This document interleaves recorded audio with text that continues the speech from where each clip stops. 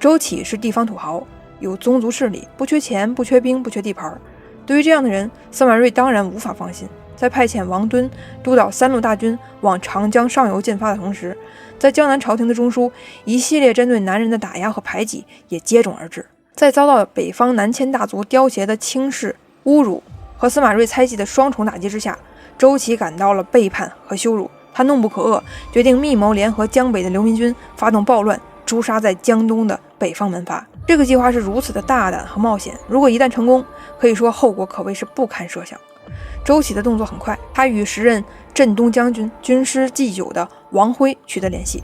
王辉则暗中与江北的流民帅夏铁建立联盟。暴动方案是由夏铁在淮泗地区起兵作乱，杀向江南，而王辉则在建康城中作乱，控制司马睿与北人集团。周启则带着自家的私兵响应，北上建康，三方联合诛杀王敦，王导司马睿。不过，并不是所有人都愿意诛杀司马睿，也不是只有周启一人才具有纵横手段。祖逖手下的临淮太守太豹发觉了夏铁等人的举动，果断而迅速地出手，趁夏铁尚未起事，率先将其逮捕并斩杀。夏铁纠结起来的100余人也一并被杀。蔡豹还把此事火速禀报给了江南的司马睿，要求他务必保持警惕。王辉看到流民统帅夏铁被杀，知道计划已经泄露，就赶紧往周启处逃命。而周启也知道计划泄露了，为了以防万一，他把前来逃命的王辉一并杀掉，尸体埋到了猪圈里，假装无事发生，继续与司马睿保持着和谐的假象。而司马睿几乎掌握了周启叛变的所有细节，但他却意外地选择低调处理。对于周启事件和周启本人这个定时炸弹，江东朝廷的对策总体来说就是调虎离山4个字。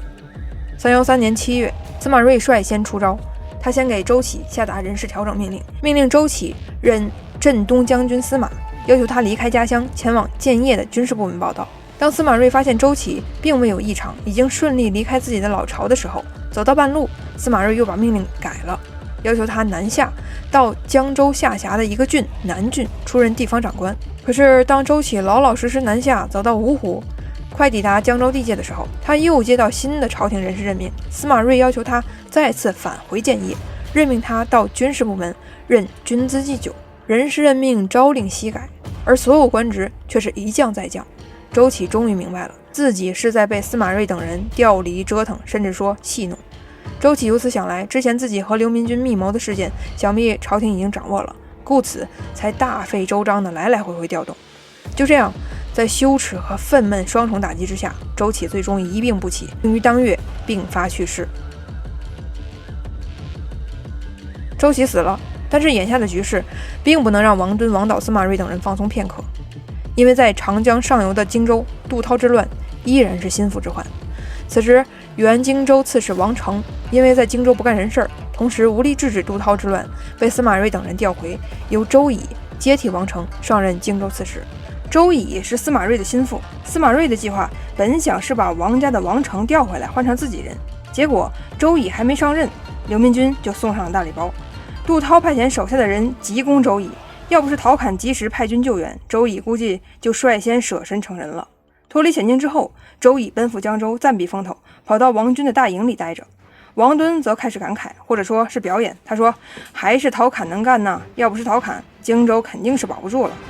随后王敦为了拉拢陶侃，当场上表朝廷，认为既然王成、周乙都保不住荆州，那不如让有本事的人去，因此恳请朝廷以陶侃为荆州刺史，屯驻沔水。至于那个什么周乙，还是把他调回首都吧。王敦这是什么意思呢？他是在一箭三雕，一面用荆州刺史诱惑陶侃，拉拢陶侃加入自己的阵营，另外一面他正在试图把司马睿安排的人及周乙给打发走，从而牢牢控制住长江上游的指挥权。第三，就是想用荆州刺史这个大馅饼去换陶侃的人和兵，让陶侃去跟杜涛作战，自己不用出1分钱就可以实现西进的战略目标。鉴于时间原因，咱们直接上结果。在杜涛想投降又不被允许，在杜涛再次投降被接纳，但晋军依然对他发动进攻的情况之下，杜涛最终鱼死网破，在陶侃等人的合力攻击之下烟消云散了。至此，王敦几乎没怎么出工出力，就彻底平定了杜涛之乱。然而，王敦对于击败杜涛，当然会对陶侃百般拉拢，甚至不惜对抗司马睿，强行任命陶侃出任荆州长官。可可是随着杜涛的身死，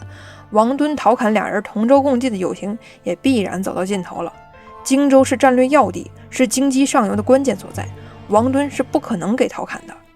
王敦这个人是一个极度自信的人，甚至很狂妄，他想干什么就一定要干什么。王敦的高级参谋吴兴仁、钱凤意识到陶侃的攻击过大，必须打击，因此就早早给王敦建议该下手了。陶侃听说了风声之后，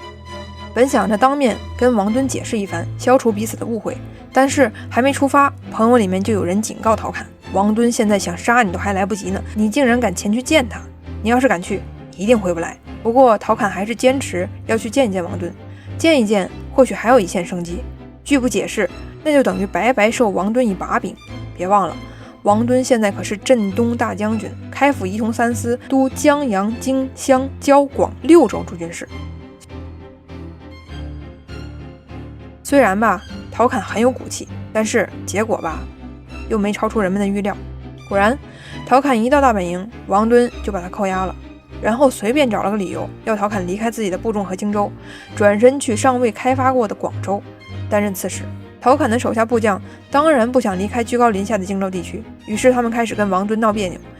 一部分将领天天上书王敦，甚至有的直接跑到王敦这儿理论不明白，又一屁股坐在王敦办公室里不走了。自知理亏的王敦便是大怒，坚决要把陶侃转任广州。然而你王敦会大怒，人家也会大怒。陶侃手下的部将更生气，扬言不放陶侃回荆州，我们哥几个就带着兵反了。而且人家说干就干，带着3000人的部队转移至长江口岸，准备迎接另一股在江汉地区肆虐的反贼杜曾。王敦愤怒极了，他一口咬定这些将领迎接反贼是奉了陶侃的旨意，必须杀陶侃以震慑天下。他装模作样的穿上铠甲，手持兵戈，气势汹汹地冲入陶侃的营帐，想要直接杀掉陶侃。然而王敦在陶侃门口进退往复了4次，还是拿不定主意，不敢杀人。陶侃是什么样的人精啊？他看到这幅景象，知道王敦内心深处肯定是不想杀人，无非是做做样子，让自己妥协罢了。于是陶侃反将一军，严肃地给王敦说：王使君雄毅果断，能裁决天下之事，怎么今天杀个陶侃这么磨叽？说完，陶侃便快速起身，一溜烟躲进厕所。好了，